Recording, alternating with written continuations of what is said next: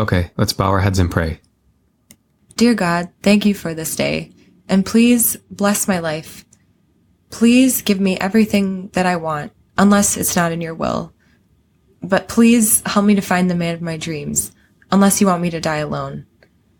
Please let me have success in business, unless you want to use it as an opportunity to teach me about failure. Please help my dad, who's dying of cancer, unless your will is for him to die. I don't even know why I'm praying anymore, but I just think that I'm lonely and I want to talk to someone and believe that there's a higher power helping me. But now that I'm saying this out loud, I guess it really makes no difference if I ask, because you have a plan, and I know that it's better than mine. And I'll accept whatever happens to me, and I'll always say that you're good. In your name, amen.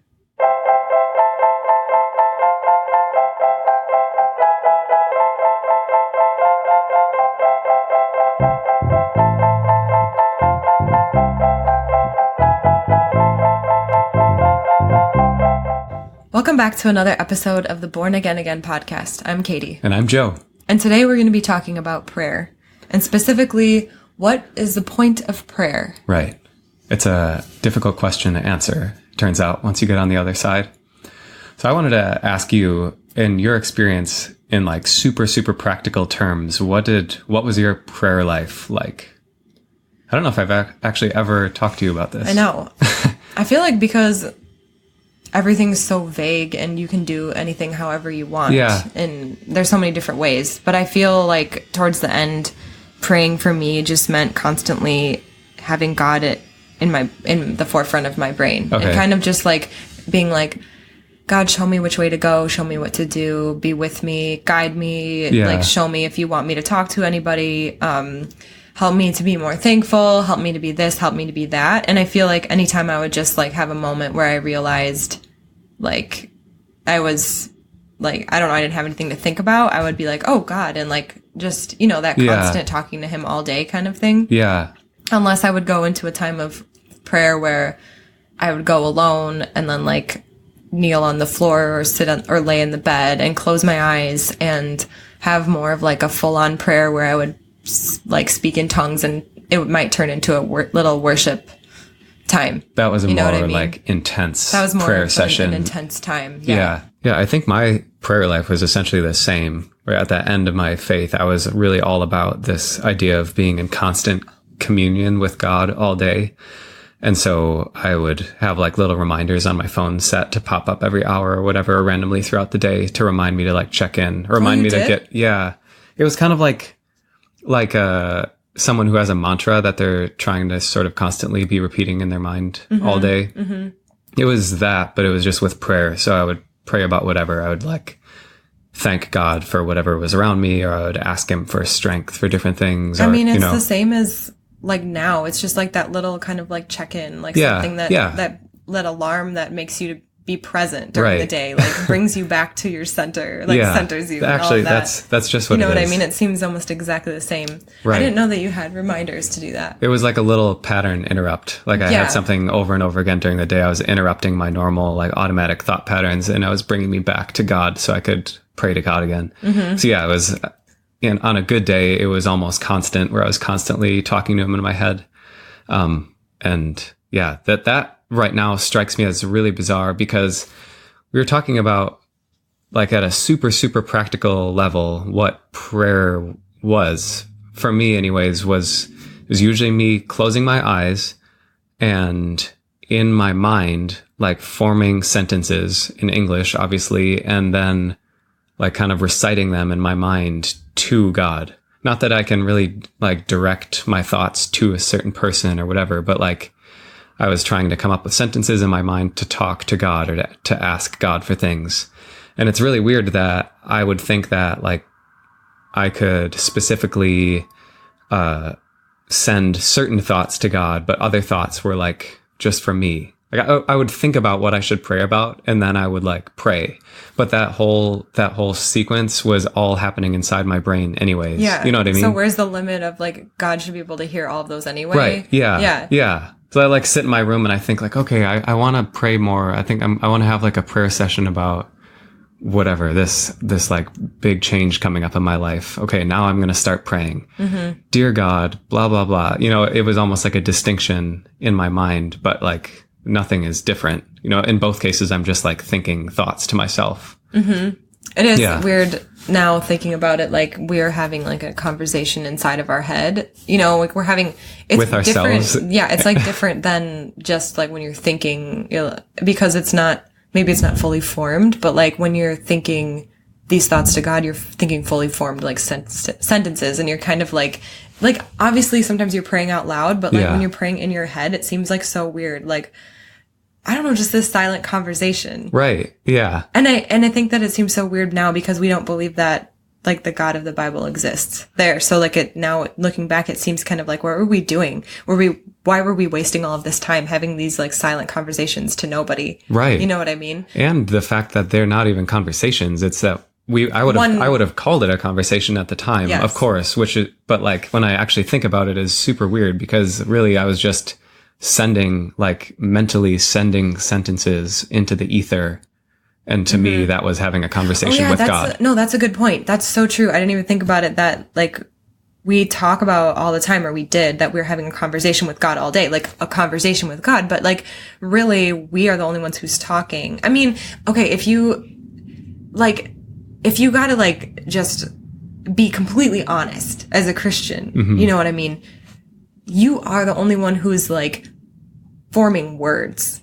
You know what I mean? Like you're not getting any, most people, like the majority of people, I mean, aren't getting any words back. I don't want to like, I'm always going to like have this one exception for that mom who's like, I heard the voice of God, but like you're like you're the only one who's forming words. Maybe you think you're hearing from God by like signs that you see or like things that happen during the day, but or like sensing something. But like you have to understand that like you can interpret that in any way you want based on what you believe. So like it may not be God. Maybe it's a different God. Right. Oh yeah. I mean, I don't know. You never know. So just like I never thought about that. Like we always used to call it conversation, but like I don't know. I want to go back. I always want to go back to my Christian self and be like, did you like be honest with yourself? Like you're the only one who's talking right now.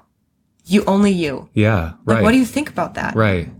I know. I'm like, really curious what I would have thought. Like, isn't that weird? Like, why do you call it a conversation? Yeah. Yeah. Why do you call it a relationship? What if our conversations were me just talking to you and continually like asking you questions and asking you to do things for me and telling you how grateful I was for you.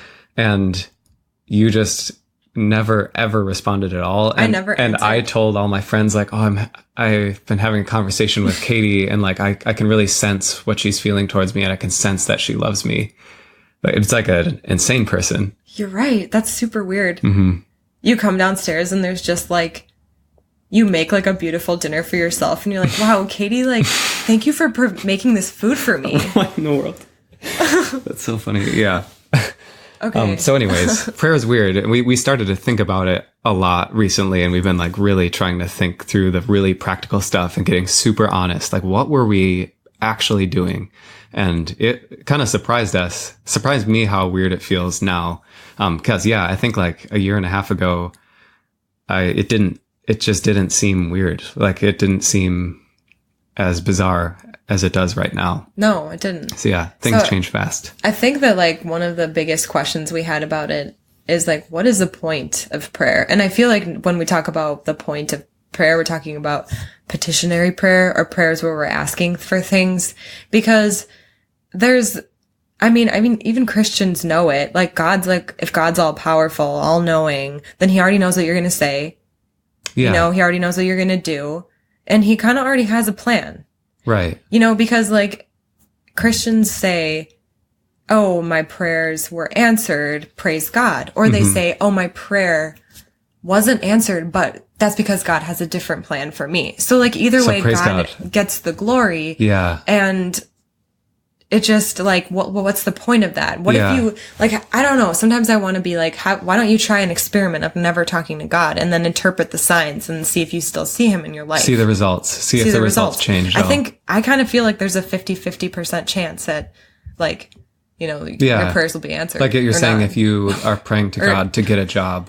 Yeah. And you like either those get kind it of or you things. don't. Either way, if you get it, praise God for giving me that job. If you don't get it, God maybe must that have a was a different bad plan. job for me. Yeah. Maybe like, maybe that wasn't the right job for me. Praise God for protecting me from getting that job. Yeah. Whatever. I mean, you got to see at some point that all of it is all in your head. Like, I mean, maybe I'm not going so far as to say, like, I'm not saying like you should think, yeah, God's in my head, but like your interpretation of the events, you're interpreting them. Right. Like, you're not like, God's not answering you in any way. Like, in any kind of like really tangible, practical, meaningful way. You're just interpreting it based on the way you want to. Yeah. Yeah. I don't know. So, I've been like reading a couple articles this week about prayer and like, just kind of like reading about petitionary prayer and everything. And I came across a couple analogies like those kinds, like, what if you had to ask your doctor before he helped you? And it's kind of like analogous to, why do you have to like ask God for help. Like help? Like, why wouldn't he do it anyway? Yeah. You know what I mean? Like, if he's like so loving, then why do you have to ask him for that? Yeah, that's actually a really good question. Imagine if your friend is super, super sick. You pray to God, of course, that he would heal your friend or that he would take care of her or he would heal her and make her feel better. Mm-hmm. But sometimes God is going to do whatever he wants to do anyways, mm-hmm. right? So yeah, when you get back down to like the bottom line of it is, why are we even asking God to do anything anyways?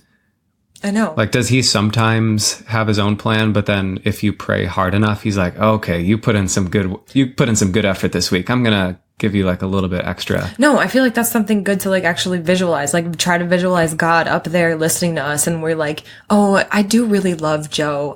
He's praying so hard this week. So I guess I will answer his prayer this time. Or is it based on the number of people praying? Like if 200 people ask God for the same thing, then does that finally tip the scales? And he's like, fine, oh, yes, okay. Enough people are asking. Everyone's been bugging me about this. I guess I have to get up and do something. Yeah, it's really weird. I really, really wish that I could go back in time and ask my Christian self what I would have thought about that. Again, like at a totally honest, like nothing held back level. What do you think about that? Do you remember what you thought about prayer when we were Christian? Because like me and you asked God for stuff, right? I never thought anything of it. It's like, okay, that's the answer for all of these questions. What? Like every time I'm like, well, I wish I could go back and ask my Christian self, like what they thought. And the answer is, I never thought of that, or I've never noticed that, how weird that is, because that's the truth. I think like when you're in it, the reason that you're not out is because you never thought of it before and it never even crossed your mind.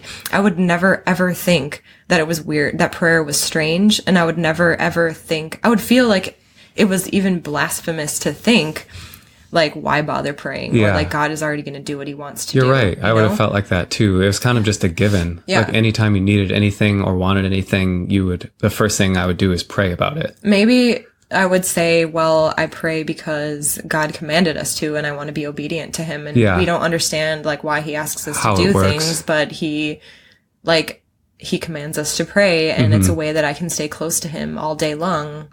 Yeah. I mean, in fact, what it is a way that I meditate on this one thing and think about it force myself to think about it constantly, and in that way keep it alive.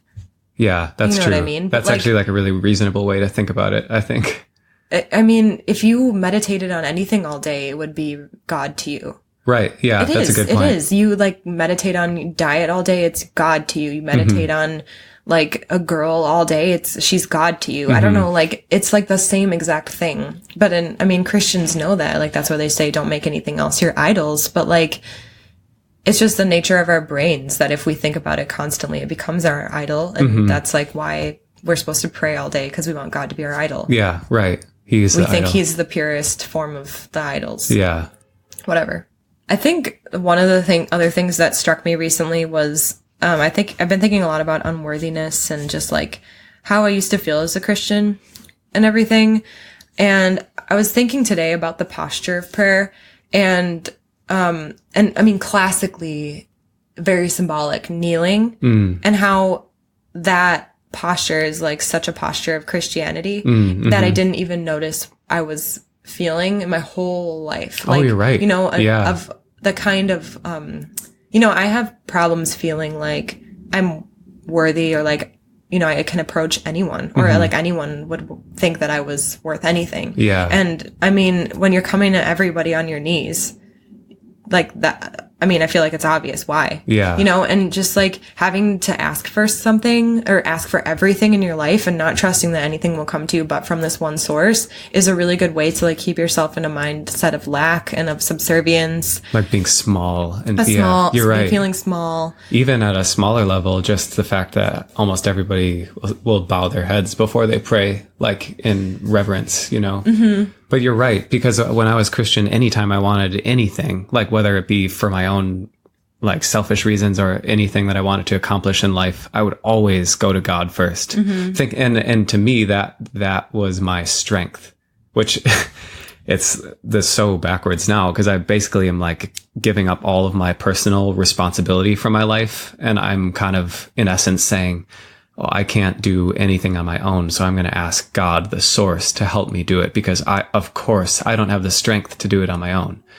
So it's like every day over and over again, I'm reinforcing that in my mind, and I feel like I'm doing a good thing. And I feel like by doing that, I'm actually getting stronger. So it's this weird, like, feedback that I'm getting. Your strength is in your weakness. Yeah, exactly. It's that. It's like, it's a feedback loop of that my strength is in my weakness. And so the more I pray, the more weak I'm making myself, and my own like internal vitality and responsibility in my life is diminishing while God's importance is getting bigger.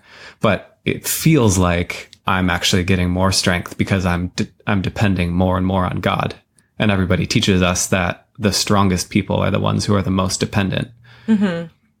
So yeah, it's like, that's like the exact opposite of how I want to live my life now. Exactly. You know, like I want to claim responsibility for my life, and I want to claim responsibility for the things that I want and the things I need, and for like the well-being of myself and the people around me. I mean, I think that's why it's so confusing to like leave, is that like everything that everybody teaches you seems so backwards. And so eventually, since it's all kind of backwards, you kind of think that it's real, and it's hard to see the opposite is true. Like 'cause the opposite seems so evil to you. Right. Like, so you're right. I don't know. Well, we talked about that some when we first started kind of like trying to rebuild our own self-esteem, or like even the idea of loving ourselves was really hard at first. It felt like almost evil to say, I love myself, or it felt like I was being really, really selfish or prideful or like vain if I were to say I love myself, because it had been so flipped for so long the other way. Yeah. So yeah, prayer is just such a good tool to kind of like keep you in that trench, keep you in that small-minded, unworthy, helpless place. Mm-hmm. It worked for me. I mean, I feel like that prayer meditation, like really works. Yeah. It'll really keep you meek and small and dependent on outside sources. Mm-hmm. Yeah. I know. I feel that as well. I think that's why it was so hard for me to like start my prayer like habit, because I think like I did have a lot of self-confidence like at one point in my life, and coming into like right before I got really, really super serious Christian. And I feel like I kind of look back at that time as the reason why like I got so much like anxiety, and like I don't know why I have so much self-consciousness now. Yeah. Because I was like putting myself in even like a greater posture of like subservience, and I really had to fight against my nature, and my nature of confidence was bad, you know, like, and I really like that was a thing for me, you know, my pride, and like I had too much pride, and so I really had to like fight to be a person who prayed and like who relied on others, because I didn't want to, and I didn't feel I had to ask for what I had, you know, or like I didn't feel like I needed to ask for guidance because I felt in my gut that I had guidance, but like that really like put me in, like I really had to fight to put myself into this mindset of like subservience, and it like screwed me because like I was super confident at one point in my life when I was in college, early college years. It's such a tragedy. Actually, when you're saying that, I could see that change, because when I first met you, you were like really wild and like cocky. And I think I was super drawn to that, you know, like anybody is. I mean, I feel like we're drawn to self-confidence, but like, yeah. Maybe not the cockiness. I don't know. I thought it was hot. But your like increase in your spiritual walk with God is like directly proportional to your decrease in self-confidence. Because you felt like you were bad for being that way. And that's funny. You like had to fight to push that self-confidence down. And now you're like fighting to bring it back up. Waste. Yeah. What a waste. I know. So much struggle, like so much internal struggle and agony to like force yourself to be a good Christian. And now there's like such a struggle to unlearn all of that and come out on the other side, like a healthy, fulfilled person. A lot of unnecessary anguish. Yeah. Yeah, exactly. One of the other things that we were thinking of the other day is thinking about like group prayer or prayer in church, and how it's kind of weird that I kind of was seeing it this way, that some Christians use prayer as a way to gossip about other people in the church or other Christians. Totally. And like, you know, we like tell everybody, oh yeah, she's going through a rough time. Oh, what's happening to her? Oh, well, I think that she might get a divorce from her husband. We should pray about that. Okay, let's pray. Like, wow. I don't know. Just dear God, like, please fill Tammy with your spirit. And I ask that you help her to make good decisions in her relationship and bring her back into your plan for her life. In Jesus' name, amen. No, that's so true. But like, really, you're kind of gossiping and being like, Tammy's like sinning. Okay, yeah. And I don't think that Christians ever are doing it out of a gossipy. They would never say that they're gossiping.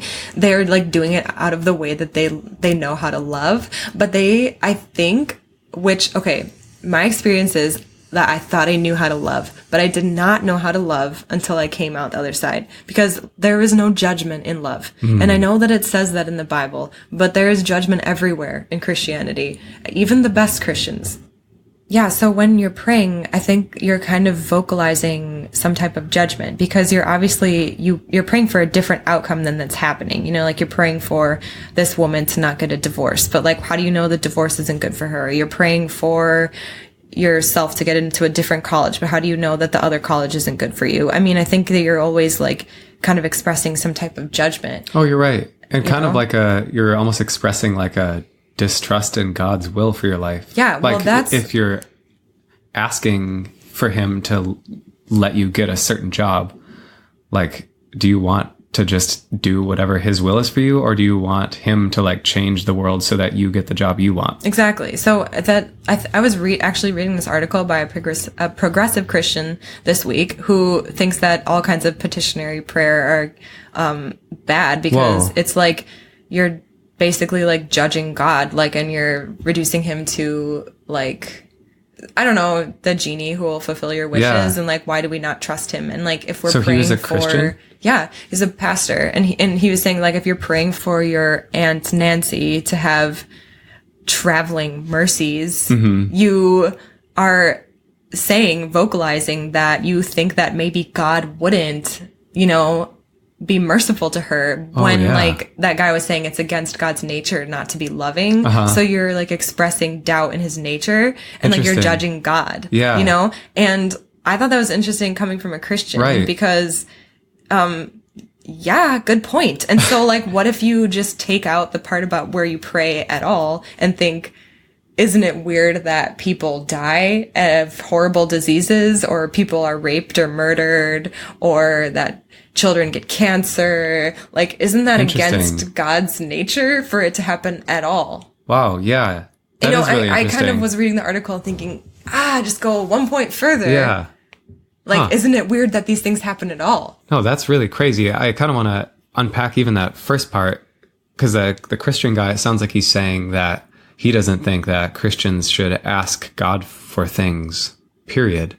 Because by doing that, you're essentially saying that you don't trust God's will for you. Yes, that's what he was saying. Because you're like kind of, in essence, asking God to change his plan for you. Yeah, for your own preferences. No, he was saying that. Weird. Yeah. And I was surprised. So I wonder what he thinks the point of prayer is, period. Well, you know what his whole article was about is you can buy his book and find out what he thinks about prayer. Yes. Whoa. Yeah. But like, I mean, going back to what we were talking about actually, is that's so weird that like, I was surprised to hear a Christian have that point of view at all. That is a good point. But it's super good point. Yeah, it's super valid. Yeah. Right. Because I prayed for like my grandma to be saved. They weren't Christian. Actually, they were Catholic. And to me, when I was Christian, that meant they were going to hell. Wow. Which is, that's the whole thing in itself. But I would pray for her to be saved all the time.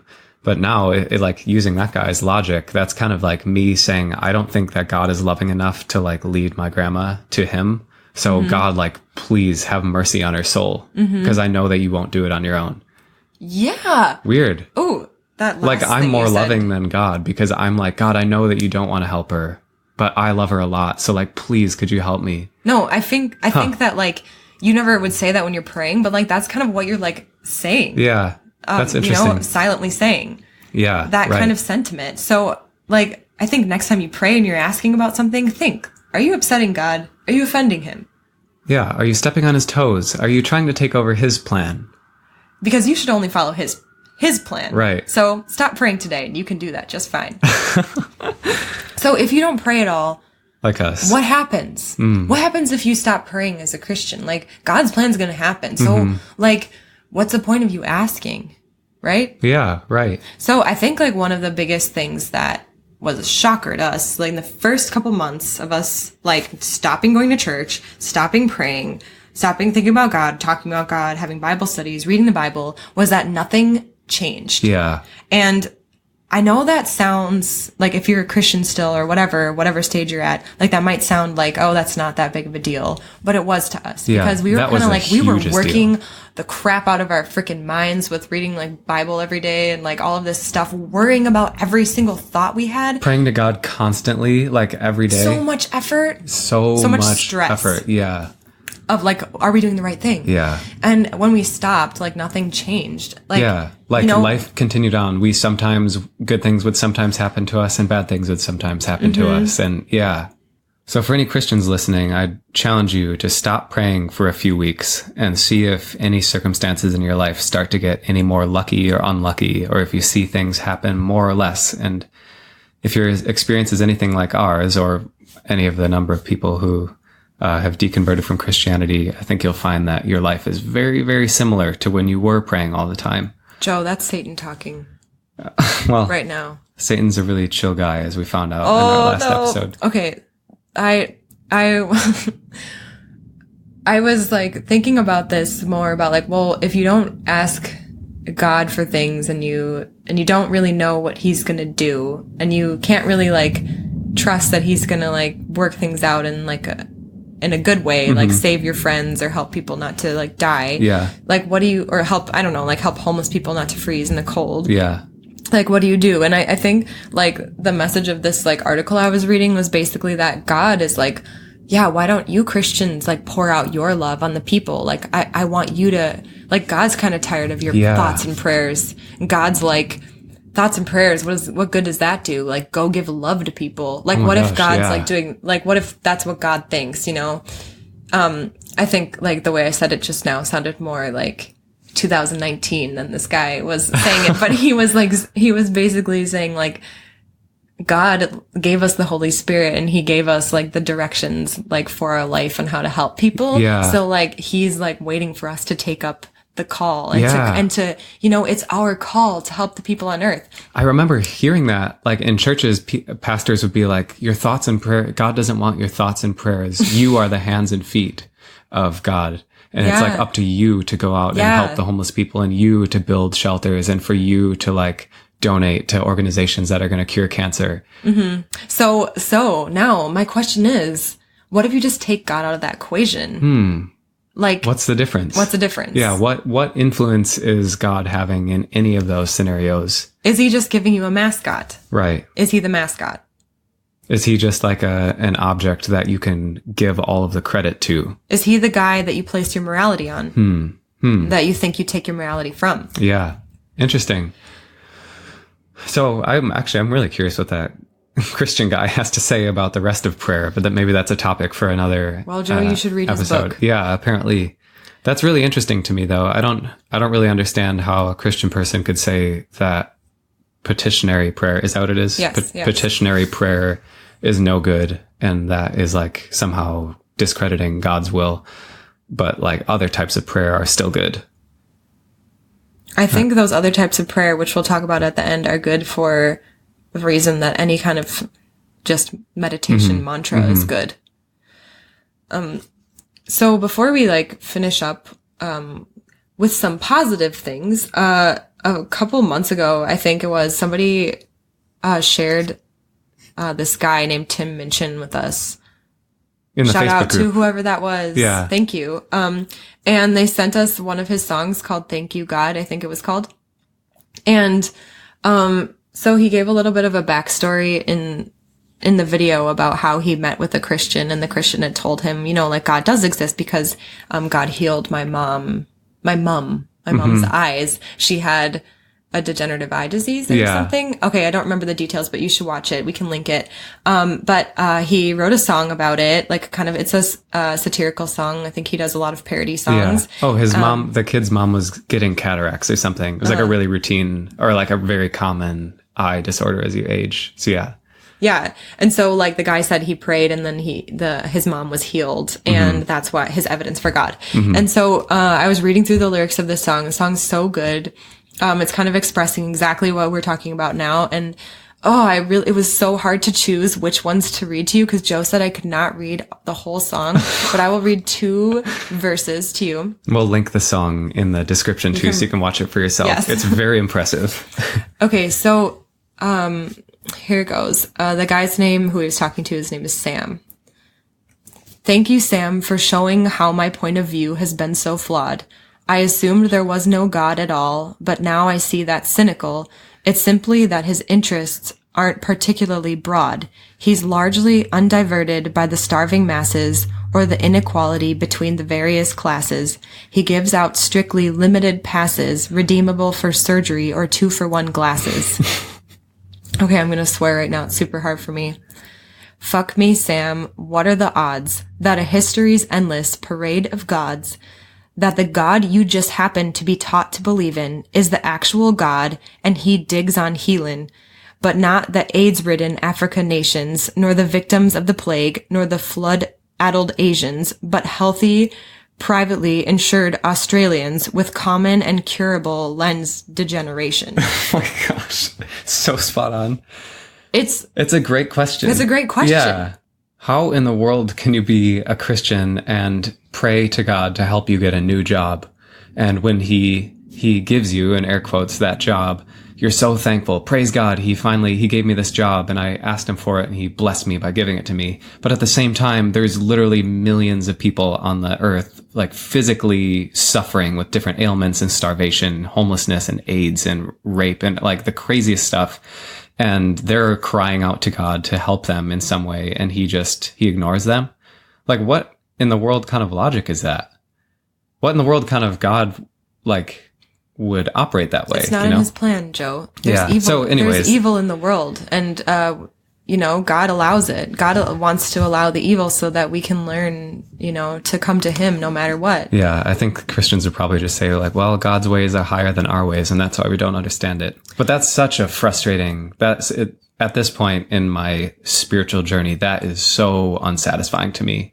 I feel like God has a lot to like answer to. I think that the best analogy is still the parent analogy. If God is our father, you think of like a dad who is, hanging out with his son, and he sees his son fall down and like, I don't know, split his head open, and he's bleeding, and the dad just like watches, and other people are like, whoa, they run up and they help him, like, you're the dad, why aren't you helping? And he's like, he didn't ask me. Oh yeah. He was being a little prideful. His heart wasn't in the right place. I think he needs to learn this lesson. Yeah. There's evil in the world, and he needs to see that. Yeah. What kind of father is that? It just, that like picture, like if that would happen in real life, like every single person would think that was wrong. Yeah. Right. But like it happens all the time. Your godly daddy does it to you all the time. Right. Yeah. I want so badly to sit down with a Christian and like talk through these exact things in this way. I'm just going to go on record and say that I do not want to do that. Okay. Because be really careful what you say. Okay. Fair enough. So, you know what, guys, like all we really want to do is live consciously and just continuously ask, why are we doing the things that we do? Yeah. And like, why are we praying? Why do we believe what we believe? And I think that's all we are doing here, you know? I think that's all we want to do. Yeah. So, like, just think about things. Right. I think prayer, just like all of this other stuff that we've talked about, is something that we're really trying to like reclaim kind of for ourselves now on the other side of Christianity. And not in the sense that we're now like praying to a different God or praying to the universe, but I think that our perspective and our framing of how prayer was for us has kind of shifted. Yeah. And so let's talk about, you know, why, like, what are the parts about prayer that are good? And like, why do so many people do it? And when you stop praying as a Christian and you come to this other side, this ex-Christian side or whatever, like why are you kind of missing something? Right. You know, and you're like kind of turning to like, okay, what do I do now instead of prayer? Yeah. Yeah. Why is that? So I think that prayer is, it's meditation. I think that like the act of praying, the act of like sitting down and closing your eyes and kind of bringing your attention inward a little bit and like getting a little reflecty, like, you know, is the same as what meditation is essentially. And so I think in that way, like probably physically, like biologically, I would imagine that prayer is probably good for you, like good for your brain. So there's been studies that show that prayer is good. Oh, really? Yes. Yeah. And so prayer is good for your brain, but it's like meditation, and the things that are good for your brain in that way are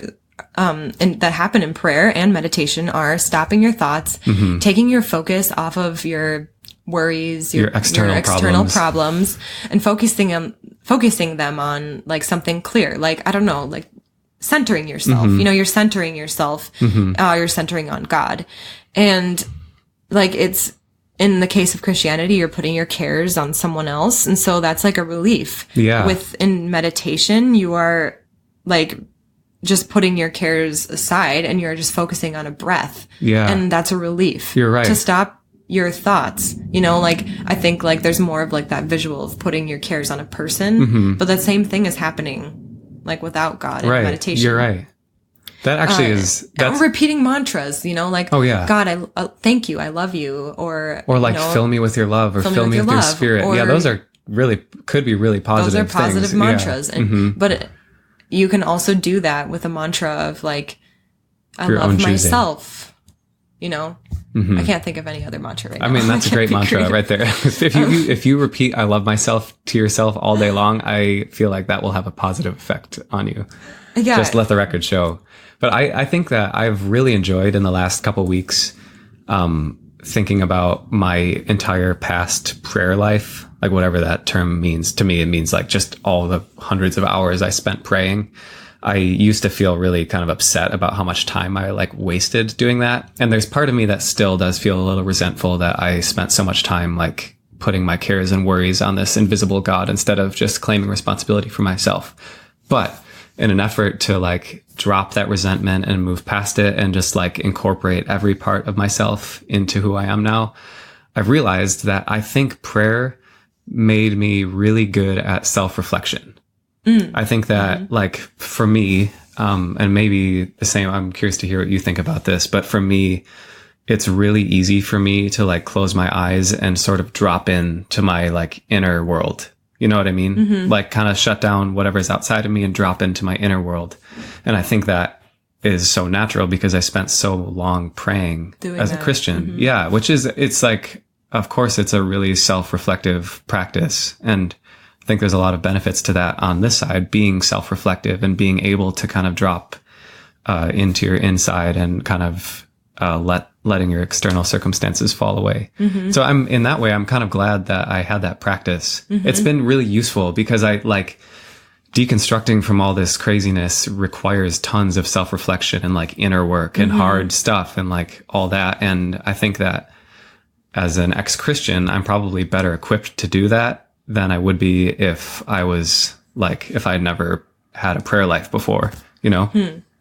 I feel like I'm completely the opposite. Really? Yeah, that coming into being like meditating and saying mantras and like self-soothing was so much harder for me because of my Christianity. Yeah. Because first of all, because I was taught that meditation was like really like woo-woo spiritual, that the devil would come into your brain and whatever if you meditated. So Yeah. I was like cautious of it for a long time, scared of it. And then every time I was alone with my thoughts, it was so like shaming. It's because Yeah. every time I'd pray, I'd be like, forgive me for my Oh, sins. you're right. Forgive me that I did this. And Oh, I forgive forgot me about I that did part of prayer. Yeah, That was like see? half of my prayers was asking God to forgive me for sins. Exactly. Oh, you're right. So I feel Dang like it. I didn't have any quiet time by myself that wasn't shaming. And when I learned how to really meditate Yeah. and feel empowered by it, I was like, holy crap, this is amazing kind of a Whoa, prayer. How interesting. Yeah. Like, because for you, prayer was kind of negative because you were constantly like dwelling on your flaws and the things that And I you was needed. worried I and- wasn't doing the right thing, or Yeah. worried I wasn't hearing or not being guided in Yeah. the right way. And like, but with meditation, like all of the benefits that you can receive from prayer, you can receive from meditation and more. But you can Because- drop all like the attachments and all of the extra like shame and guilt. Yeah, yeah, and It's, you like, can so much still purer. reflect on the things that you maybe don't necessarily like about yourself, but Yeah. you can give yourself full like love in them and know that that's like there's no fault. It's no fault of your own that you have them. You're not like inherently bad. Like Yeah. you like learned those things, and that hey, wouldn't you know it, you can unlearn them, and it's gonna be great. Hell yeah. You know what I mean? That's Like so there's cool. more of like a positive. If you have problems you want to work on, it's just more of a like that's not really you, and it's not your fault that you have them, and Yeah. like we can fix it. Dang. together. So empowering. You know what I mean? Yeah. That's Okay. so interesting because you're right that I guess my prayer life was a lot more negative than like my in quotes prayer life today, which looks like today is just meditation, which we do every day. Is my meditation now is very light and like very positive and very self-affirming. But to your So- credit, I think that you did come out with a lot more positives from Christianity than me. But I actually feel like you didn't so much come out with them as that it's more that you kind of already had them. You like this is the kind of person you are. Yeah, You know, like it you're would have been already a inherent to little me bit, anyways. you're a little bit more like light, and you're a lot more self-reflective, and you're really, really disciplined. And I don't think you necessarily learn those things from Christianity, but you use them well within it, and you'll Oh, use yeah. them well now. That is Good job, That's Joe. really good. That actually empowers me a lot when you say that because I think even now I potentially was like giving Christianity the credit for making me a self-reflective person, but maybe you're right that I've just always been interested in self-reflection and that worked well in a I mean, Christian I'm your environment. wife. I feel like I know you pretty well. I love you for that so much. Another thing that's really, really good in prayer is expressing gratitude. though. Yes, yeah. And that is something that you can do without this one's God. positive, Without yeah. God. Yeah. Completely. Mm-hmm. I feel like there's probably even studies about this that show that expressing gratitude is just so good for Oh, your yeah. mindset. For sure. Like Like your just waking physical up, health. waking up every morning and expressing gratitude. To know, you don't have to have a focus Yeah. or a person you express it to. Express it to yourself and just the air. Express it around to your you. inner child. Pray to your inner child yeah. and tell him how grateful you are for him. Or Yeah. her. Yeah. I think like some people have asked, and we have asked as well, is like all of those times I was praying, I felt like I felt like elated, or like it really calmed me and it really soothed me. And you said this that prayer and was self-soothing. Yeah. All of those times you spent praying, it was like actually you just talking, like Right. working through problems in your head and self-soothing. Yeah. And I think like if you were someone who really, really found benefit in prayer, you should just look into meditation. I mean, I'm sure you have. I mean, sometimes it feels like kind of everybody Yeah. has tried to meditate. Well, I think No. even like less specifically than meditation, you could, it's so cool now on this other side of faith that we can like choose to do whatever you want. I mean, you could pray to yourself and like, that maybe sound crazy now, but it's less crazy than praying to an invisible sky god, Yeah. But like, I think, Well, I mean, even taking time to self-reflect at Yeah. all is like in a way praying yeah, to yourself. it is. Yeah. So like one of the cool things from Christianity is that I was like in a good habit of praying all the time. And I am in a way thankful that I got into that habit because that's something that I'm really trying to continue now is like checking in with my inner self all the time. Like throughout the day, maybe I'm not stopping and praying to God, but like throughout the day, I still would like to sort of stop and like take a breath and separate from my external environment a little bit and like check in and recenter myself and then go on with my day. I think that's like a super beautiful practice, and it looks very similar practically to what prayer looked like. But now the third party God like isn't part of the equation at all, and it's so much more positive and so much more beneficial. So it's cool. I'm like really trying to see it that way so that I can not like resent all that time I spent praying, you know? Yeah. Think of it as like a weird practice run for my new lifestyle now. Yeah.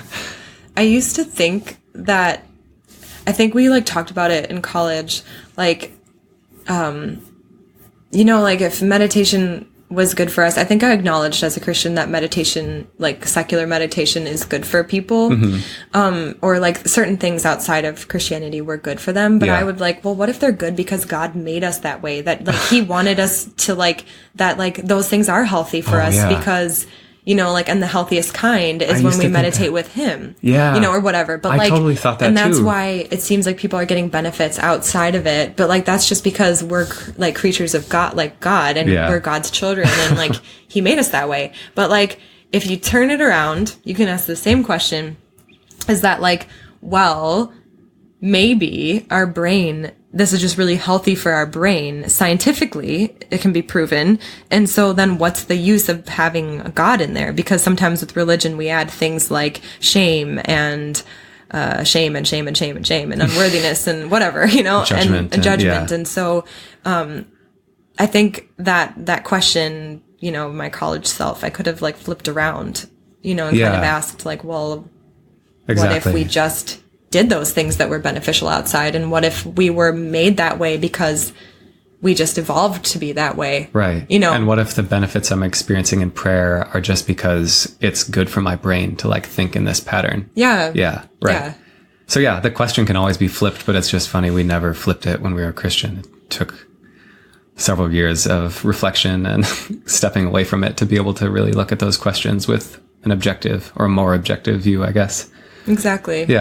So if you are somebody who was really self-soothed by prayer when you were a Christian, and you've now like come up with a new practice that really helps you, we'd love to hear about it. And talk about it so we can share it with like anybody else who's involved with our group and our podcast. Totally. We really want to take some time to thank everybody who's been involved with this podcast. It's been so great, and we're so thankful for our Facebook group. It's really, really positive, and you guys are all amazing on there. I feel like I've said this before, but I was really hesitant to start a Facebook group. I was so against Facebook. And I'm just really like so happy that I can be involved with so many people that are like you, and that I can like, I don't know, just be in community with you. It's like really hard for me to, I feel like, want to be involved in community, because so often, like in my experience of it, has been kind of like negative or judgmental. And I think that the community we're building on this side and in our Facebook group is so loving and really caring. And I just really appreciate that. I also want to thank all of our patrons. I'm like amazed that people even sponsor us, but like you guys help us do what we do, because we're doing this like, we're not doing this for anything. We're not getting paid. And I just want to thank you so much, because when we started this, we had no idea where it was going or who would even care. And I'm just so grateful. I'm just going to express my gratitude. I'm just so grateful for all of you people. I feel like the most gratitude I've ever felt in my life right now. And it's in a big part because of all of you. That's so beautiful. Yeah. I agree with you 100%. Couldn't have said it better. Like let us know what you think about prayer and how not praying has been for you. And we'll talk to you guys next week.